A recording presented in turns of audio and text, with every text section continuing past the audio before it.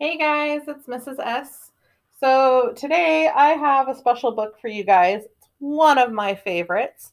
This is Miss Nelson is Missing. This is written by James Marshall and Harry Allard.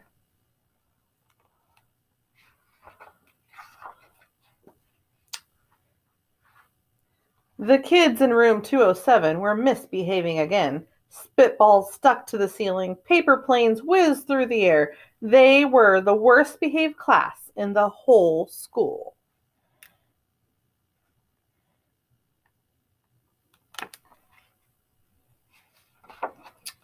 Now settle down, said Miss Nelson in a sweet voice, but the class would not settle down.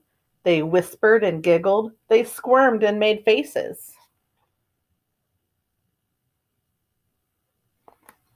I bet on Zoom calls they unmuted themselves the whole time. They were even rude during story hour, and they always refused to do their lessons. Something will have to be done, said Miss Nelson.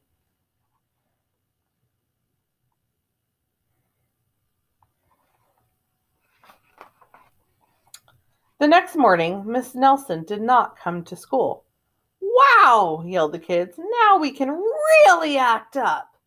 They began to make more spitballs and paper planes. Today, let's just be terrible, they said. Not so fast, hissed an unpleasant voice. Uh-oh. Hmm. A woman in an ugly black dress stood before them.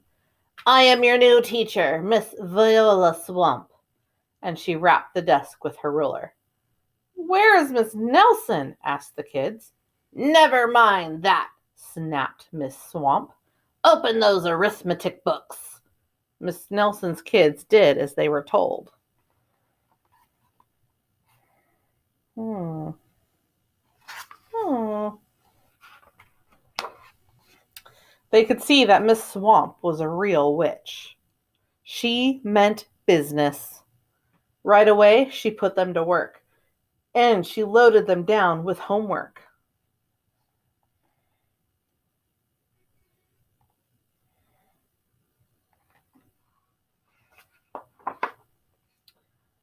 We'll have no story hour today, said Miss Swamp.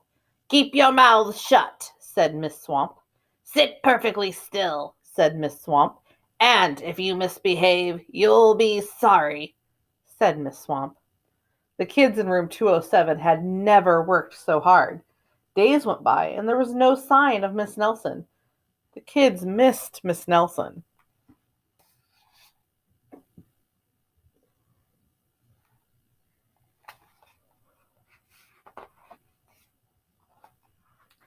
Maybe we should try to find her, they said. Some of them went to the police. Detective McSmog was assigned to the case. He listened to their story. He scratched his chin. He said. I think Miss Nelson is missing. Detective McSwad would not be much help.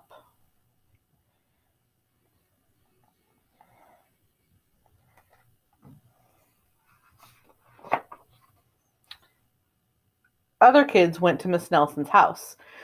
The shades were tightly drawn, and no one answered the door. In fact, the only person they did see was the wicked Miss Viola Swamp coming up the street.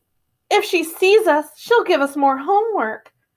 They got away just in time.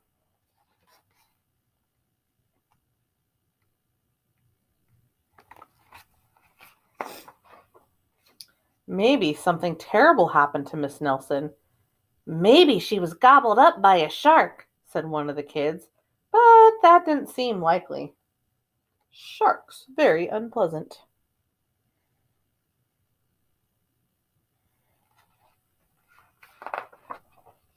Maybe Miss Nelson went to Mars, said another kid, but that didn't seem likely either.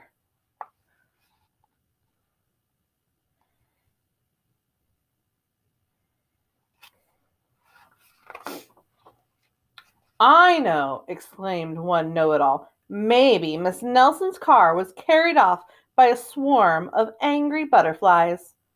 But that was the least likely of all.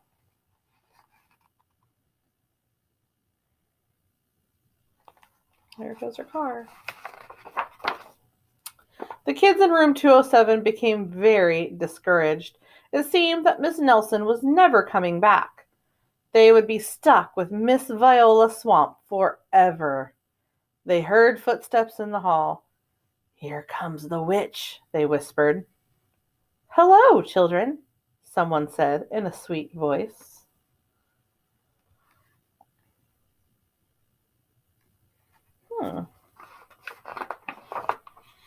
It was Miss Nelson. "Did you miss me?" she asked. "We certainly did," cried all the kids. "Where were you?"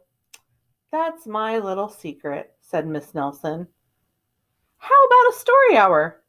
"Oh, yes," cried the kids. Miss Nelson noticed that during story hour, no one was rude or silly. "What brought this lovely change?" she asked. "That's our little secret," said the kids.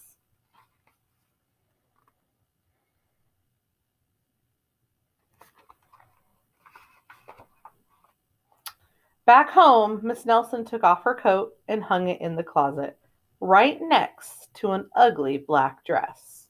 When it was time for bed, she sang a little song. "I'll never tell," she said to herself with a smile.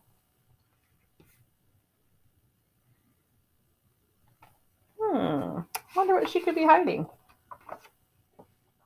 P.S. Detective McSmog is working on a new case.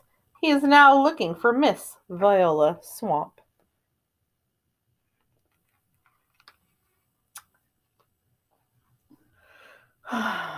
So, I think the best lesson from this book that we could take from it would probably be grateful for what you have and treat it with respect and kindness. Otherwise, it could be gone, right? Do you think Miss Nelson's kiddos taught her with respect in the beginning? Yeah, probably not, right? Do you think they were going to change their ways now that she's returned? I think you're right. I think they're going to change their ways. All right, cheetahs, have a great day. Thanks for listening to my story, and I'll see you next time.